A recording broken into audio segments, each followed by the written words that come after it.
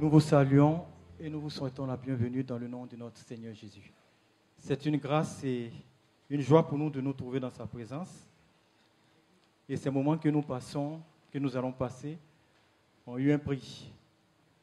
Le prix que le Seigneur Jésus-Christ a payé sur la croix pour faire de nous ses enfants. Et ce matin encore, nous voulons faire monter toute notre reconnaissance pour le louer, pour l'adorer comme il en est digne. Je vous propose de commencer ces instants par ce chant qui dit « Louez Adonai ». Que tout ce qui vit, toute la création loue le Seigneur. Tout ce qu'il a créé dans le ciel, sur la terre, et sous la terre loue l'agneau. C'est à celui qui est assis sur le trône et à l'agneau, soit la gloire, l'honneur, la puissance, pour des siècles et des siècles.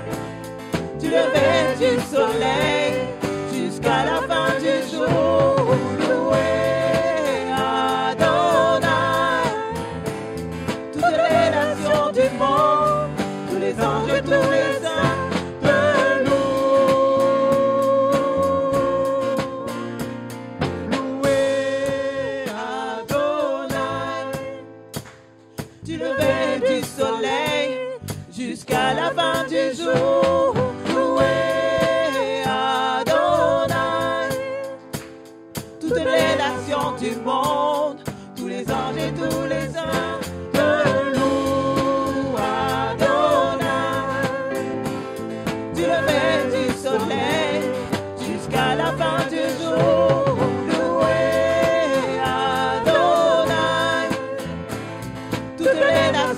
monde, tous les anges et tous les saints te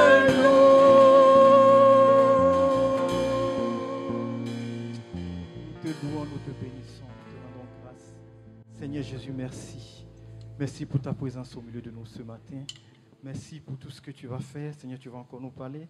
Tu vas encore restaurer, tu vas encore conduire. Tu vas encore encourager, Seigneur. Nous te louons, nous te bénissons, Seigneur. Je loue ton nom éternel.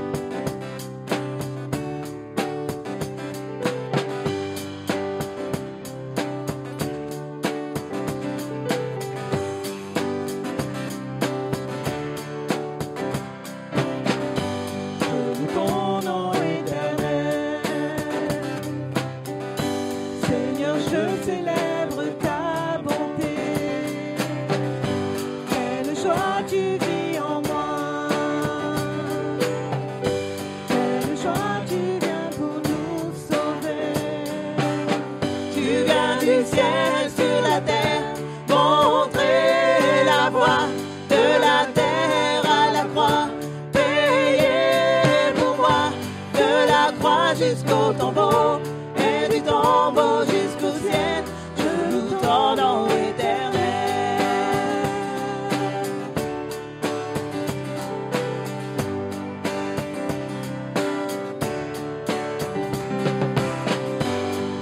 Je loue ton nom éternel. Je loue ton nom éternel. Seigneur, je célèbre ta bonté. Ta bonté.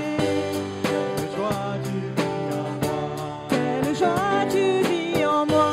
Quelle joie tu viens pour nous sauver. Nous sauver. Tu viens du ciel sur la terre, montrer la voie de la terre à la croix, payer pour moi de la croix jusqu'au tombeau et du tombeau jusqu'au ciel. Je loue ton nom éternel.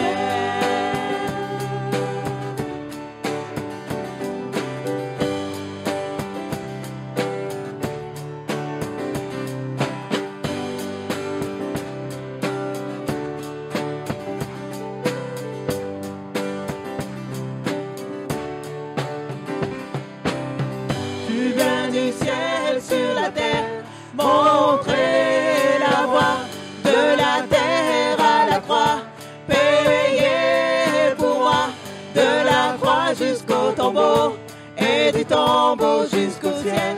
Je loue ton nom éternel. Que la voix, que la voix. Tu viens du ciel sur la terre, montrer la voie de la terre à la croix, payer pour moi de la croix jusqu'au tombeau et du tombeau jusqu'au ciel. Je loue ton nom éternel.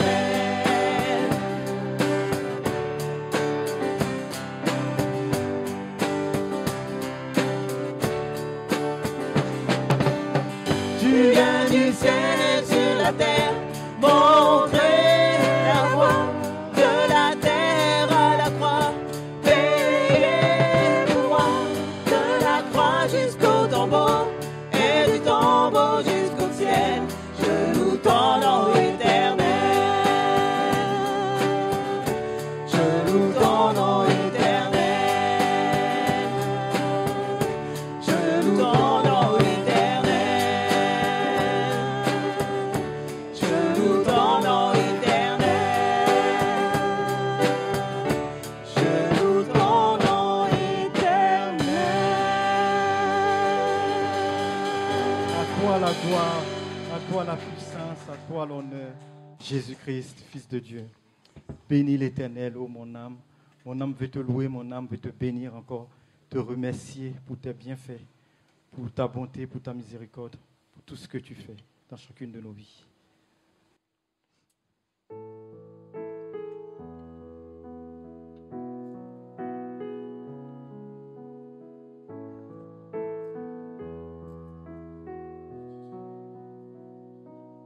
Bénis l'Éternel, oh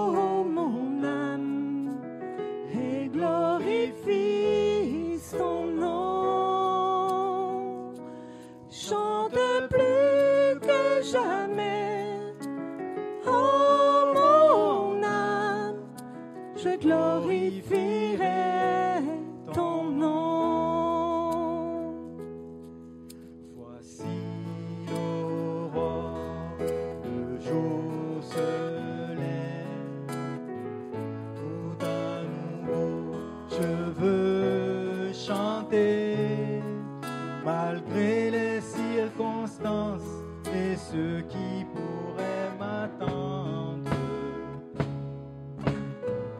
Le soir encore je te chanterai. Oui, bénis l'Éternel, oh mon âme, et glorifie son nom. Chante plus que jamais, oh mon âme, je glorifierai son nom. Tu es bonté, lent à la colère. Ton nom est grand et ton cœur est bon. Pour tes bienfaits, je chanterai sans cesse. Son nombre sont les raisons de mon cœur. Oui, bénis l'Éternel, oh mon âme, et glorifie son nom. Chante plus que jamais, oh mon âme, je glorifierai ton nom. Oh, oh, oh,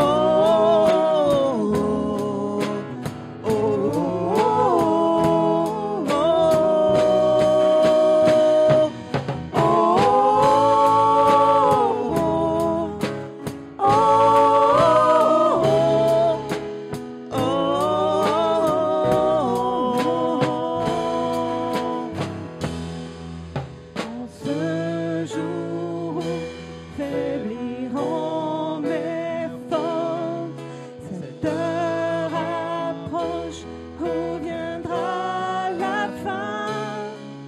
Alors mon âme chantera encore. Durant 1000 ans, puis éternellement. Bénis l'Éternel, oh mon âme, et glorifie son nom. Chante plus que jamais, oh mon âme, je glorifierai ton nom. Oui, bénis l'Éternel, oh mon âme, et glorifie son nom. Chante plus que jamais, oh mon âme, je glorifierai ton nom. Oui, je glorifierai ton nom. Oui, je glorifierai ton nom.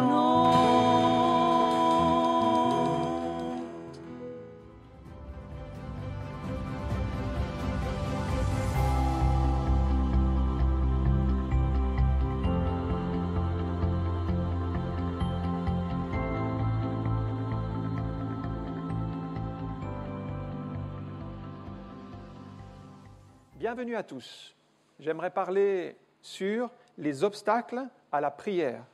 Dans 1 Pierre, chapitre 3, verset 7, il est écrit « Marie, montrez à votre tour de la sagesse dans vos rapports avec votre femme, comme avec un sexe plus faible, honorez-la comme devant aussi hériter avec vous de la grâce de la vie, et qu'il en soit ainsi, afin que rien ne vienne faire obstacle à vos prières. Amen. Que rien ne vienne faire obstacle à vos prières. Parce qu'il y a des obstacles qui vont se dresser à nos prières. Et nous devons mettre en place tous les éléments pour que rien ne vienne faire obstacle à ces prières et que nos prières soient entendues de Dieu. Parce que à quoi ça sert de prier pendant 1 heure, 2 heures, 3 heures, s'il y a un obstacle qui fait que notre prière n'est pas entendue de Dieu? C'est important que rien ne vienne faire obstacle. Alors, vous avez peut-être pris la décision de prier, et c'est une bonne chose. Et c'est ce que la Bible nous recommande, de prier sans cesse, prier les uns pour les autres, prier pour l'œuvre de Dieu. L'apôtre Paul pouvait dire « priez pour moi ». Donc nous devons apprendre à prier les uns pour les autres et à nous confier dans le Seigneur. C'est important, c'est une bonne décision. Mais dès que vous avez pris cette décision, il y a des obstacles qui vont se dresser, il y a des formes de découragement qui vont vous tomber dessus, il y a une forme d'opposition qui va se lever. Pourquoi ? Parce qu'un chrétien qui prie va devenir dangereux pour l'ennemi, et l'ennemi va tout faire pour vous dissuader de prier et vous empêcher de prier. Alors, on comprend que certaines prières ne sont pas exaucées parce qu'il y a des nombreux obstacles. Il y a des obstacles qui font que cette prière n'aboutit pas, n'est pas exaucée. Alors, vous allez peut-être vous mettre à plusieurs, vous allez prier pendant des heures, vous allez essayer de vous entourer, lire la parole, faire tout ce que vous pouvez, mais tant que les obstacles demeurent, il n'y aura pas d'aboutissement. C'est pourquoi c'est important de discerner, de chercher la pensée de Dieu, d'écouter le conseil du Seigneur et puis de nous laisser conduire afin de discerner quels sont ces obstacles, afin que la voie soit libre pour la prière. Alors, un des premiers obstacles que je vois ici dans ce texte, c'est l'harmonie dans le couple. L'harmonie dans le couple, s'il n'y a pas cette harmonie, ça va être un obstacle à la prière. C'est nécessaire qu'il y ait l'harmonie. Le manque d'harmonie dans le couple va générer cet obstacle. Dieu a créé l'homme et la femme pour qu'ils vivent en harmonie. Vous connaissez comment Dieu a créé l'homme et la femme. Il a d'abord créé Adam, de la poussière de la terre, et puis il a pris une de ses côtes et il a créé Ève. Et quand Adam s'est réveillé, parce qu'il était endormi quand Dieu lui a enlevé une de ses côtes, gloire à Dieu, heureusement pour lui, mais quand il s'est réveillé et qu'il a contemplé la magnifique Ève, son cœur a fondu. Vous voyez, il n'avait pas la possibilité de se tromper. Il n'y en avait qu'une, et c'était Ève. Et donc, il a vécu avec Ève, et il y avait une harmonie, il y avait une paix. Pourquoi ? Parce qu'il n'y avait pas le péché. Tant qu'il n'y avait pas le péché entre Adam et Ève, il n'est jamais écrit qu'ils se sont disputés, qu'il y a eu entre eux de la zizanie, qu'ils se sont maltraités, qu'ils se sont mal parlés, qu'il y a eu des conflits, rien. Tout se passait bien, il n'y avait pas le péché. Quand il n'y a pas le péché, c'est l'harmonie, c'est la paix. C'est quelque chose que nous avons perdu parce que Adam et Ève, ayant péché, ils se sont retrouvés séparés de Dieu. Et remarquez que dès que Adam et Ève ont péché, tout de suite, il y a eu un conflit entre Adam et Ève. D'abord, quand Adam parle de sa femme, Ève, il dit, mais c'est la femme, il dit à Dieu, mais c'est la femme que tu as mise à côté de moi qui m'a fait ça. Il commence à critiquer sa femme. Il commence à y avoir maintenant des conflits entre eux. Ils commencent à se juger l'un l'autre. Ils commencent à avoir des mauvaises pensées. Et donc, Ève a été blessée par les mauvais propos, les paroles dures de son mari. Et puis, il y a eu donc ces conflits qui se sont étalés jusqu'à aujourd'hui. Nous sommes dans cette vie suite au péché, post-péché, comme on dit. Le péché est là maintenant, nous vivons avec. Et nous devons apprendre à demander pardon pour nos péchés et nous réconcilier. Alors la Bible nous donne des conseils pour le couple ici, notamment dans le chapitre 3, que nous devons prendre soin l'un de l'autre et apprendre à nous respecter, à nous aimer, à bien nous connaître et à bien nous comprendre. Alors c'est tout un programme, parce que tout ne se passe pas le jour du mariage. En fait, le mariage n'est qu'un démarrage d'une vie à deux. Avant, on était célibataire, chacun vivait de son côté, on avait pris des habitudes, Et plus on se marie tard, plus on a pris des habitudes certaines. Et plus c'est difficile après de changer nos habitudes. Donc il faut apprendre. Il faut tout remettre à plat et on part pour un mariage et donc une vie à deux et on va apprendre à vivre ensemble, à mieux se connaître. Et le jour du mariage, ça n'est que le démarrage de l'apprentissage d'une vie à deux. On a tous les conseils dans la parole de Dieu, mais j'ai pensé à ce passage d'1 Corinthiens 13, juste les versets 4 à 7, qui est un bon résumé pour ce qui concerne l'amour qui doit exister entre le mari et l'épouse. L'amour est patient, il est plein de bonté. L'amour n'est point envieux, l'amour ne se vante point, il ne s'enfle point d'orgueil, il ne fait rien de malhonnête, il ne cherche point son intérêt, il ne s'irrite point, il ne soupçonne point le mal, il ne se réjouit point de l'injustice, mais il se réjouit de la vérité. Il excuse tout, il croit tout, il espère tout, il supporte tout. Voilà, vous avez tout un programme ici pour la relation du couple, pour qu'ils entretiennent l'amour, pour qu'ils tiennent dans la durée et pour que rien ne vienne faire obstacle à nos prières. Parce que si il y a des conflits qui ne sont pas résolus, s'il y a des tensions, de l'animosité, de la haine, peut-être des couples qui se déchirent, eh bien, ça va être un obstacle à vos prières. Il ne va pas y avoir la bénédiction. Donc, tout cela, il faut le mettre en place. Alors, il faut rappeler que la Bible est très claire sur le rôle du mari. Le mari, c'est le leader spirituel qui doit conduire sa famille vers le Seigneur. Donc, c'est lui qui doit conduire le culte de famille, c'est-à-dire avec les enfants, avoir un temps de prière, lire un passage biblique, prier, voilà. C'est le mari qui doit mettre ça en place. Et puis, avoir un temps avec son épouse. Et c'est important pour tous les maris qui sont là ce matin de prendre votre responsabilité de mari et de dire, bien, je vais avoir un temps de prière avec mon épouse, un temps à part. Et c'est à vous, mari, de le mener. Il y a beaucoup de maris qui négligent cela. Et c'est un problème, parce que l'ennemi va trouver des brèches dans le couple pour s'infiltrer quand il y a division, quand il y a suspicion, peut-être tension, et voilà, ça fait des séparations, ça fait voire des divorces, des choses graves, et c'est terrible. Donc, mari, vous êtes responsable spirituel, vous devez mettre en place toutes ces choses. La prière, déjà avoir un culte personnel soi-même, le mari et l'épouse, mais aussi un temps de prière ensemble, chaque jour, avec votre épouse, avoir un temps devant le Seigneur. Si ce n'est pas fait, et malheureusement, je constate que souvent ça n'est pas fait, eh bien, c'est la responsabilité du mari. Et ça, je le dis constamment, quand j'ai des entretiens, il m'arrive d'avoir des entretiens avec des couples, et la question que je pose, est-ce que vous priez ensemble? Et quand c'est non, et je dis au mari, mais pourquoi tu ne l'as pas mis en place? C'est à toi de le mettre en place.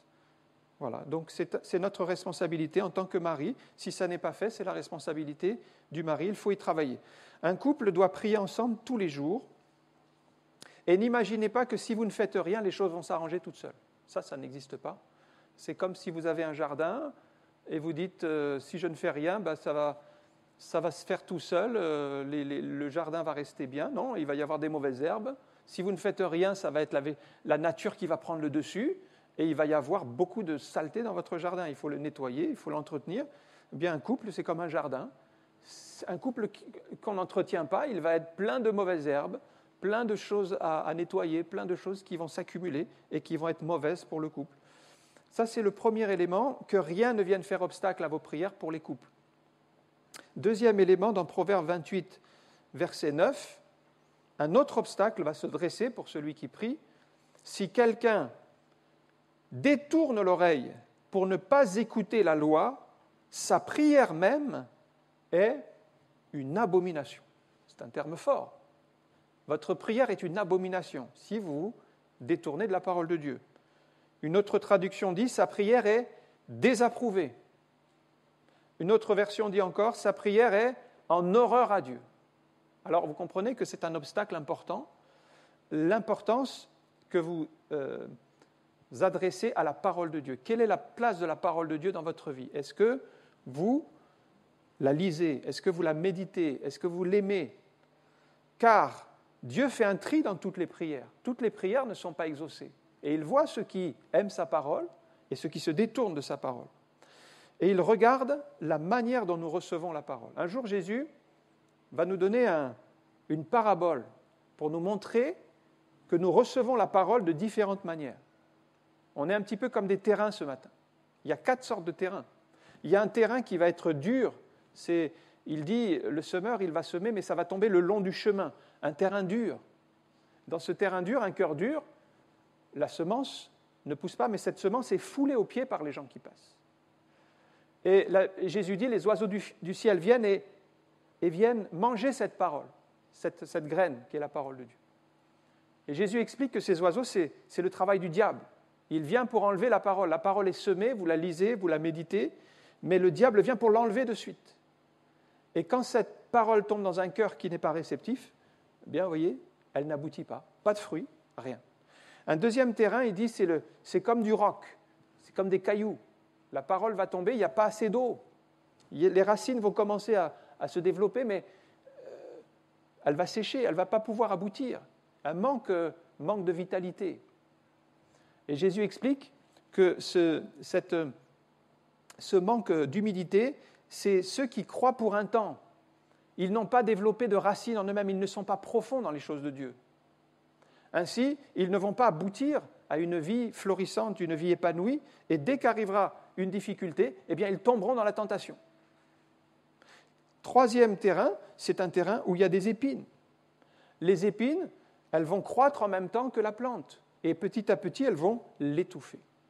Et Jésus explique, qu'est-ce que c'est les épines ? Ce sont les plaisirs de la vie, les soucis, les choses de ce monde, tous les attraits qui nous éloignent de Dieu. C'est les soucis de la vie. Et certains reçoivent la parole dans un terrain de soucis, il ne produira pas de fruits. Enfin, quatrième terrain, et c'est celui-là qu'il nous faut préparer, c'est dans ce cœur que nous devons recevoir la parole, c'est un terrain réceptif, un terrain qui accueille la parole dans une bonne terre.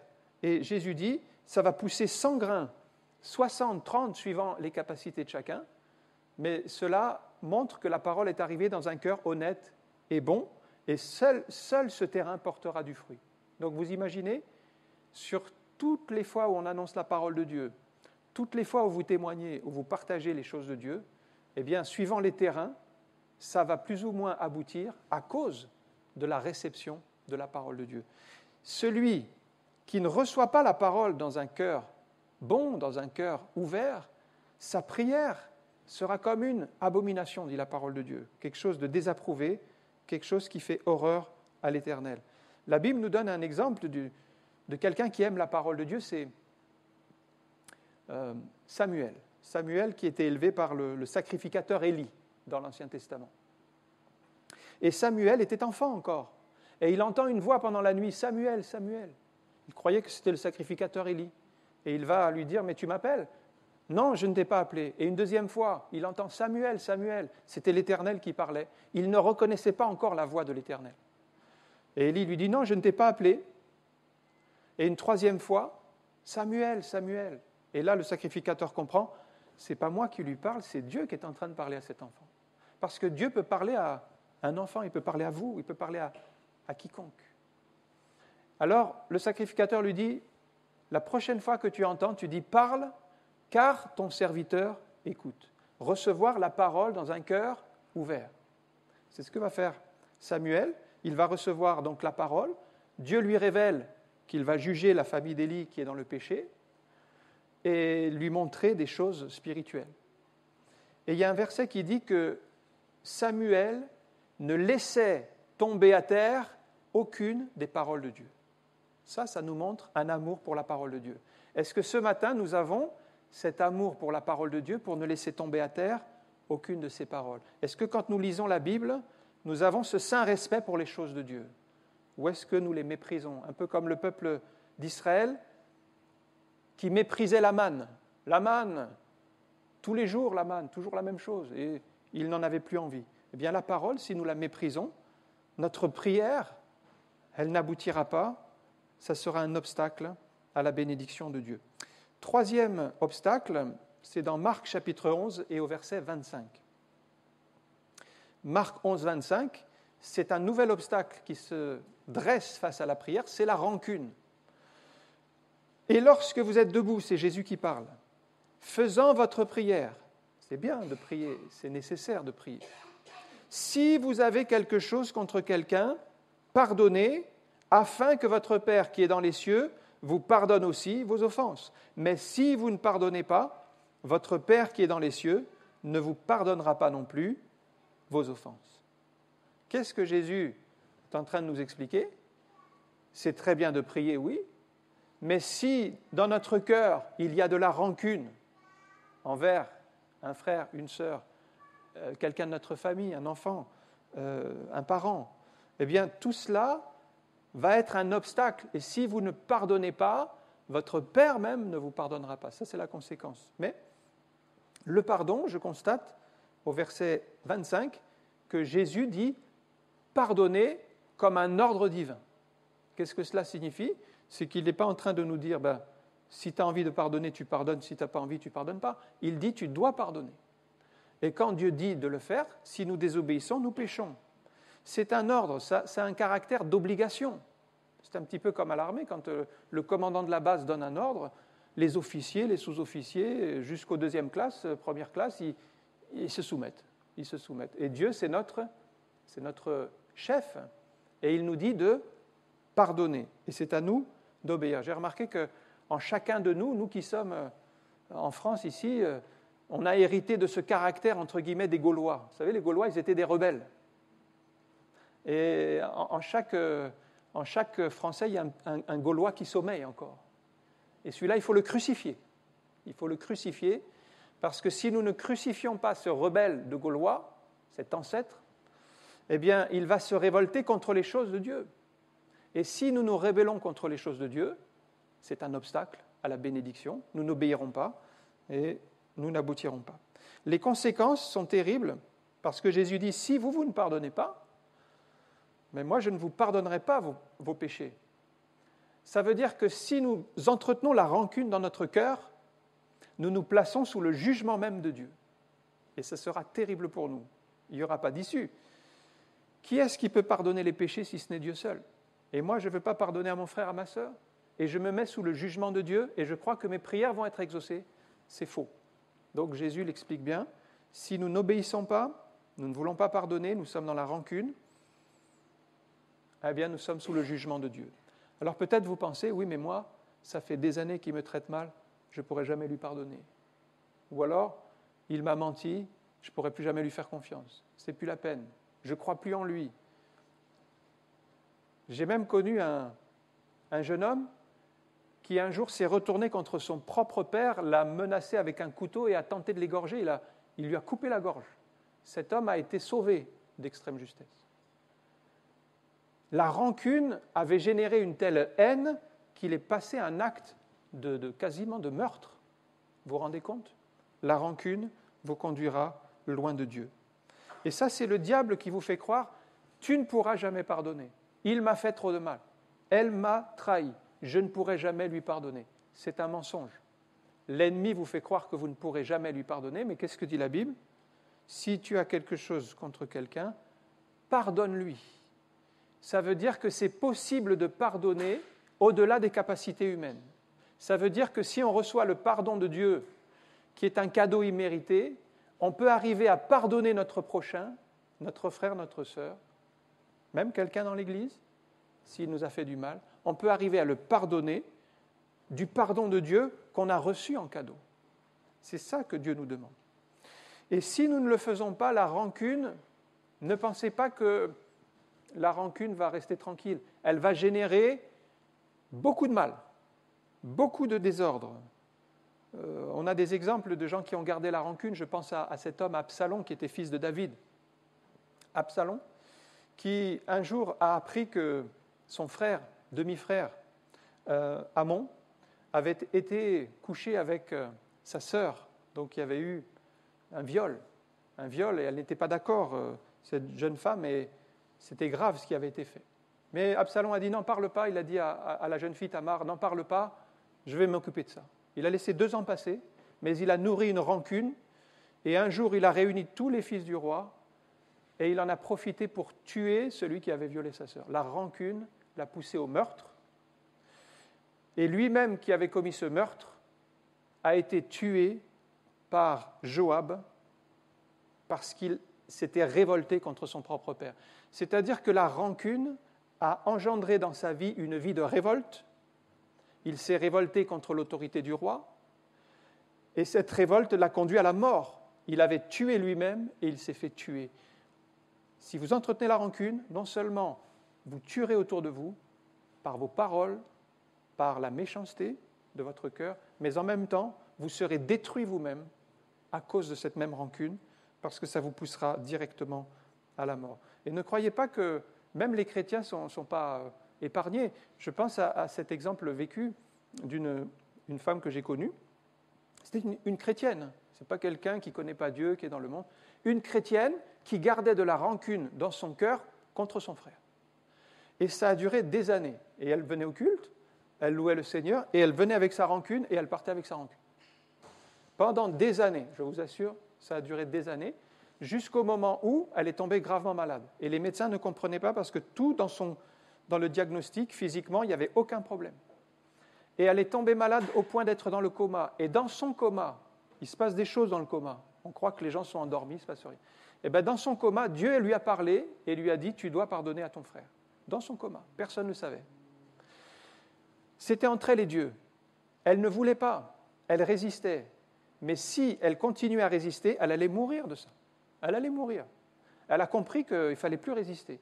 Et donc elle a accepté, elle est sortie de son coma. Petit à petit, ayant abdiqué, sa santé s'est restaurée. Immédiatement, la première chose qu'elle a faite, elle est allée se précipiter pour se réconcilier avec son frère depuis des années. Ils étaient fâchés à cause des problèmes de famille. Et maintenant, il fallait se réconcilier. Et dès qu'elle a été réconciliée, tout s'est remis en ordre, tout s'est remis en place. Tous ces problèmes de santé ont été réglés, il n'y avait plus de soucis. Comme quoi, la rancune génère des problèmes, même physiques, dans votre vie qui vont vous suivre. Et refuser de demander pardon, c'est un péché pour lequel même nous pouvons nous détruire. Quatrième obstacle à la prière, c'est la négligence spirituelle. Dans Matthieu, chapitre 17, verset 21. Matthieu 17, 21, « Mais cette sorte de démon, c'est Jésus qui parle, cette sorte de démon ne sort que par le jeûne et la prière. » Alors, ici, il s'agit d'un père qui vient pour son fils unique. Il a un seul fils, et ce fils est possédé d'un esprit lunatique qui le pousse dans le feu, dans l'eau, qui le pousse à se donner la mort. C'est donc une situation sans issue. Il a pu essayer de voir les médecins, il a cherché du secours partout, il n'y a pas de médicaments, il ne pouvait rien faire. Il est même allé voir les disciples, ils ont prié et ils n'ont pas pu guérir cet enfant. Alors, cet homme ne se laisse pas décourager, il vient voir Jésus qui est le Sauveur. C'est pourquoi il y a toujours un espoir en Jésus. Il vient voir Jésus, Jésus prie pour l'enfant, il parle sévèrement au démon et lui dit « Maintenant tu sors au nom de Jésus », il va sortir. L'enfant va se secouer par terre et il va être délivré de l'esprit impur qui était en lui. Et les disciples sont venus voir Jésus et disent « Mais pourquoi n'avons-nous pas pu guérir cet enfant nous-mêmes » Et il y a deux obstacles, il y avait deux raisons. La première raison, il dit « C'est à cause de votre incrédulité ». Et c'est encore vrai aujourd'hui que nous sommes dans une époque rationaliste, où l'incrédulité domine. Et on essaye d'expliquer tout par la science, par les choses de ce monde. Je pense qu'avec les progrès de la science, il y a même des gens qui ont annoncé que c'est la fin du christianisme. Maintenant, la science peut tout expliquer. Ce n'est pas le cas, parce qu'il y a encore des mystères. Il y a des mystères qui appartiennent à Dieu que la science ne pourra jamais expliquer, ne serait-ce que le mystère de la vie. Comment se fait-il qu'il y a la vie, que nous sommes là ? Et aujourd'hui, la pensée du monde se développe dans l'incrédulité. Et il faut faire attention, frères et sœurs, que notre pensée ne doit pas être modelée par la pensée du monde, mais être modelée par la parole de Dieu. Romains chapitre 12, verset 2 dit ceci. « Ne vous conformez pas au siècle présent, c'est-à-dire au monde actuel dans sa pensée, mais soyez transformés par le renouvellement de l'intelligence afin que vous discerniez quelle est la volonté de Dieu, ce qui est bon, agréable et parfait. » Ne vous conformez pas. Il y a un monde qui veut vous conformer, qui veut vous diriger dans votre esprit. eh bien vous ne devez pas vous conformer. Vous devez résister. C'est plus dur de résister. Mais vous devez résister en vous plongeant dans la parole de Dieu, en vous nourrissant de la parole de Dieu. Et dans le royaume de Dieu, si vous n'avez pas la foi, vous ne pouvez pas avancer en fait. Vous serez bloqué. C'est par la foi qu'on avance. La foi, je dirais, c'est même comme un 6e sens spirituel. On a 5 sens. On a 5 sens physiques. Mais ces 5 sens physiques, ils ont une application spirituelle. Par exemple, on voit avec nos yeux, mais on doit apprendre à voir plus loin, à voir l'invisible. Donc à développer une vision. C'est spirituel. C'est au-delà de nos yeux. On peut sentir, par exemple. On peut sentir. Ça, c'est l'odorat. Mais on peut sentir la présence de Dieu aussi, spirituellement. On peut ressentir spirituellement. Voyez, on doit développer. C'est comme le toucher. On peut toucher des objets, mais on peut toucher, comme cette femme qui a touché le bord du vêtement du Seigneur par la foi. Et je dirais que tous ces sens humains ont une application spirituelle, et on peut rajouter le 6e sens qui est la foi, c'est-à-dire de croire sans voir, de faire confiance à Dieu dans toutes les circonstances. C'est la foi. C'est un sens spirituel que Dieu nous a donné, qui va s'éveiller chez les chrétiens. Et maintenant, nous avons ce sens spirituel qui nous permet de croire alors que tout semble perdu. J'ai remarqué une chose qui m'a frappé. Le reproche le plus souvent, qui revient le plus souvent dans la bouche du Seigneur, c'est le manque de foi. Par exemple, il dit à ses disciples, « Gens de peu de foi. Pourquoi avez-vous douté ?» Mais souvent, il reproche le manque de foi. Lorsque Thomas constate qu'il est ressuscité, il n'était pas là une semaine avant quand Jésus est apparu aux disciples, il n'y avait pas Thomas. Thomas est présent la semaine suivante, Jésus apparaît à nouveau, mais Jésus lui reproche uniquement son incrédulité. Ne sois pas incrédule, Thomas, mais crois, marche par la foi. Il reproche encore cette incrédulité. Même le jour où Jésus est monté au ciel, la Bible dit que certains eurent encore des doutes concernant Jésus, alors qu'ils le voyaient ressuscité et qu'ils le voyaient qui allait monter au ciel, ils avaient encore des doutes. L'incrédulité, c'est donc un obstacle à la bénédiction et à l'exaucement des prières. Et puis enfin, le jeûne. Jésus dit donc qu'il y a d'abord l'incrédulité que vous devez traiter, vous devez croire davantage les promesses, développer la foi, réveiller la foi qui est endormie, et puis associer le jeûne à la prière, c'est un bon moyen d'augmenter la puissance spirituelle pour faire fuir cette sorte de démon. Il explique ici, cette sorte de démon ne sort que par la prière associée au jeûne. Ça veut dire qu'il y a des sortes de puissances qui sont plus présentes, qui vont être plus manifestes, et qu'il va falloir y associer du jeûne pour pouvoir les expulser, pour pouvoir avoir la paix. C'est-à-dire monter d'un cran supérieur dans le domaine de la spiritualité, de la relation avec Dieu, car le jeûne, c'est ça, le jeûne, c'est comme un turbo qui nous met dans la présence de Dieu, qui nous rapproche de Dieu et qui va être une source de bénédiction. Mais il y a certaines résistances au jeûne. Parce que les gens se disent « Oh là là, si je ne mange pas, qu'est-ce que je vais devenir ?» Bien, il n'y a rien de logique là-dedans. C'est spirituel. On apprend en fait que ce n'est pas par nos forces ou nos capacités, mais c'est en obéissant à la parole de Dieu. Vous voyez, quand le peuple d'Israël était là face à Jéricho, cette ville barricadée, et que Josué reçoit l'instruction, vous allez faire le tour de la ville, il n'y avait pas de logique tellement, c'était ahurissant, c'était étonnant. Ils l'ont fait par la foi, ils ont obéi tout simplement, ils ont fait le tour de la ville en chantant plusieurs jours, et le 7e jour, ils ont tourné 7 fois, et les murailles se sont écroulées. Mais l'obéissance produit du fruit. Le fait de ne pas manger, qu'est-ce que ça peut... Humainement, ça n'a pas de sens. De se dire, je ne vais pas manger, je vais prier. Qu'est-ce que ça peut produire? Parce que maintenant, on est dans le domaine spirituel et dans l'obéissance. Et c'est l'obéissance de la foi qui va produire du fruit, et c'est simplement faire ce que Dieu dit. Ceux qui nous ont précédés n'ont pas fait autrement. Voyez, la reine Esther, par exemple. La reine Esther, elle était dans une situation sans issue.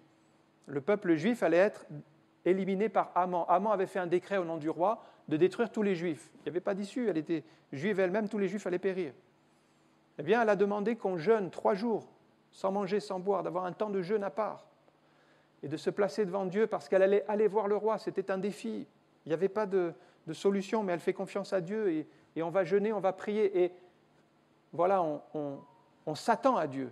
Et le jeûne et la prière, c'est une bénédiction pour cela. Et lorsqu'elle voit le roi accepte sa proposition et le peuple va être sauvé. Mais il y a eu un temps de jeûne et prière. Peut-être vous êtes dans cette situation sans issue comme Esther. Vous êtes là ce matin, mais votre couple est menacé, peut-être sur le point d'exploser, vous ne trouvez pas de travail, vous êtes dans une situation sans issue, financièrement, tout s'est effondré, puis le diable vous dit, voilà, c'est ta vie, tu mérites ce que tu as, parce que ta vie, c'est comme ça, tu ne seras jamais heureux, tu ne trouveras jamais de mari, tu ne trouveras jamais d'épouse, tu seras toujours malheureux, tu seras toujours seul, vous ne réussirez jamais dans la vie. Ça, c'est les pensées du malin.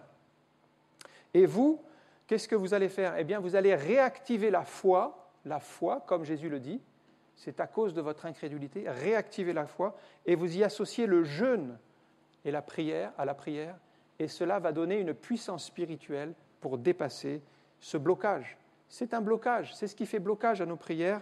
Eh bien, il faut y associer maintenant le jeûne à la prière. Un cinquième obstacle, dans Matthieu chapitre 23 et au verset 14, c'est ceux qui ont l'apparence de la piété.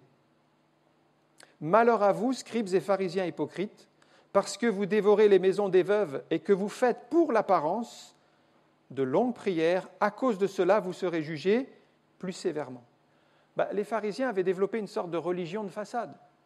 Et ils pensaient que prier, c'est être vu des hommes. Jésus dit, vous avez votre récompense, puisque vous voulez la gloire des hommes, vous l'avez, mais vous n'avez pas la gloire de Dieu. L'apparence est un obstacle à la prière. Lorsque Jésus explique le pharisien et le publicain qui vont dans le temple, il dit bien qu'ils vont pour prier tous les deux. Et c'est bien de vouloir prier. Mais le pharisien qui est orgueilleux, qui se met en avant, qui veut qu'on le regarde, oui, je ne suis pas comme ce publicain, oui, je ne suis pas comme le reste des hommes, je ne suis pas un pécheur, je donne ma dîme, je fais mes aumônes, je sers le Seigneur. Il se met en avant, en valeur. Mais Jésus dit, cette prière ne sera même pas écoutée. Tandis que l'autre, qui est tout humble, publicain, qui demande pardon pour ses péchés avec son cœur devant Dieu, Jésus dit, lui, il sera pardonné et il sera libéré. Dieu regarde au cœur dans la prière. Et c'est facile de tomber dans l'apparence et de donner une image d'une religion. Et ce n'est pas la volonté de Dieu. Dieu ne bénit pas l'hypocrisie et la dissimulation. Je passe à un sixième obstacle, c'est l'activisme, dans Actes chapitre 6, verset 4. C'est pourquoi, frères, choisissez parmi vous 7 hommes, de qui l'on rende un bon témoignage et qui soit plein d'Esprit Saint et de sagesse, et que nous chargerons de cet emploi. Et nous continuerons à nous appliquer à la prière et au ministère de la parole. Acte 6, c'est l'Église qui grandit, et on a besoin qu'il se lève de nouveaux ministères. On va les appeler les diacres. Parce que les apôtres devaient se consacrer à la prière et à la parole, mais en même temps, ils faisaient beaucoup de tâches matérielles, ils n'arrivaient plus à faire bien les choses. Et ils se sentent repris, ils ont essayé un temps, mais ils se sentent repris parce qu'ils disent « nous ne pouvons plus continuer à faire ces tâches et en même temps la prière et la parole ». Or, Dieu nous a demandé en priorité de prêcher et de passer du temps dans la prière. C'était vraiment leur axe principal. Et c'est important de faire des œuvres et il faut servir et il fallait que ces veuves soient nourries. C'est Acte 6, c'est les veuves, on les servait aux tables, il y avait distribution pour les pauvres et tout. Il fallait le faire, il faut que les œuvres soient faites. Il ne faut pas négliger les œuvres, c'est important. Il faut faire des œuvres pour le Seigneur, c'est important. Mais en même temps, ils risquaient de tomber dans l'activisme, c'est-à-dire faire des œuvres et négliger pour eux-mêmes ce que Dieu leur avait confié, la parole, la prière. C'est pourquoi ils ont établi des diacres. Et les diacres vont servir dans les tâches matérielles pour libérer les apôtres dans les tâches qui concernaient la parole et la prière. Ainsi, tout va être pourvu et l'Église va être fortifiée. Quand l'Église se développe, elle a besoin de nouveaux ministères, de nouveaux services, et chacun doit prendre sa place dans l'œuvre de Dieu. Je termine avec un 7e obstacle que je vois. C'est dans Jacques chapitre 4 et au verset 3. Jacques chapitre 4 et au verset 3. Vous demandez et vous ne recevez pas parce que vous demandez mal, dans le but de satisfaire vos passions.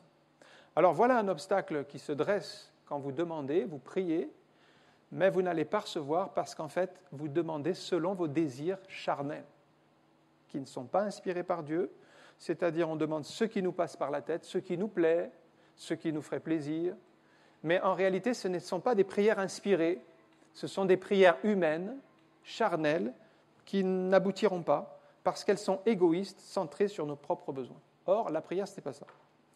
Au contraire, la Bible dit, nous ne savons même pas que demander. C'est dans Romains 8, 26. Et nous avons besoin de l'aide du Saint-Esprit pour nous inspirer dans nos prières. De même aussi, l'Esprit nous aide dans notre faiblesse, car nous ne savons pas ce qu'il nous convient de demander dans nos prières. Mais l'Esprit lui-même intercède par des soupirs inexprimables. Alors, il faut le reconnaître, c'est que nous avons besoin du secours de Dieu pour nous guider dans la prière.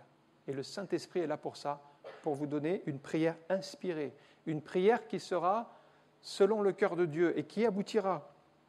Notre prière doit être en accord avec la volonté de Dieu, sinon elle ne peut pas aboutir. Si elle est contraire ou décalée, c'est pourquoi Jacques dit que nous devrions dire « si Dieu veut » dans Jacques 4, 15. Vous devriez dire au contraire « si Dieu le veut ». Nous vivrons, nous ferons ceci, nous ferons cela. Apprenons à prier selon la volonté de Dieu, si Dieu le veut.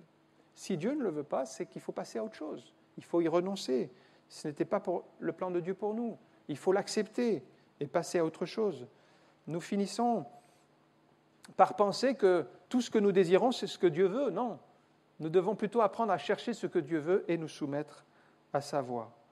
En réalité, l'important, c'est d'être en communion avec lui, et plus on est en communion avec lui, plus nos prières vont être dirigées selon son cœur. Voilà quelques obstacles que j'ai mentionnés. Il y en a certainement d'autres, mais déjà, si nous arrivons à les discerner, il y a peut-être des obstacles dans votre vie aujourd'hui qui font que vos prières ne sont pas exaucées, et il faut discerner. Vous voyez, il y en a plusieurs sortes, différents aspects. Ne pas se décourager. La Bible, elle n'est pas là pour nous condamner, pour nous juger, elle est là pour nous exhorter à changer d'attitude. Et quand le Seigneur même fait un reproche, il le fait pour nous élever, pour nous faire grandir et nous dire, voilà, tu dois changer ce point-ci, tu dois modifier ici, chercher la raison de cet obstacle. Et je suis convaincu que Dieu a une solution pour chaque obstacle, comme nous l'avons vu. Il y a des raisons, il y a des explications, il y a des choses à changer. Et il va vous le révéler dans la prière. Ouvrez vos cœurs à Dieu, faites-lui confiance. Prions un instant. Merci encore pour ta parole. Nous voyons combien des obstacles se dressent dans nos prières et nous voulons être vigilants, avoir cet esprit de discernement, avoir cette oreille attentive, apprendre à prier inspiré par ton esprit, afin, Seigneur, d'avoir une prière selon ton cœur, une prière qui est agréée, une prière qui est exaucée, une prière qui te plaît, une prière que tu vas pouvoir accomplir. Seigneur, des promesses, elles sont là devant nous et nous voulons te faire confiance. Tu vois, peut-être ce frère ou cette sœur ce matin qui lutte, qui combat parce qu'il y a un obstacle à sa prière. Et je te prie, Seigneur, de le révéler dans le nom de Jésus. Toi, tu ouvres les yeux et tu nous permets de comprendre spirituellement. Et tu vois ce qui bloque, Seigneur. Tu vois la situation qui n'évolue pas. Il y a peut-être un blocage depuis des années. Seigneur, viens montrer, Seigneur. Viens le révéler afin que tout obstacle disparaisse dans le nom de Jésus. Nous voulons te faire confiance et nous croyons que tu as toutes les solutions. Dans le nom de Jésus, nous te rendons toute la gloire. Amen.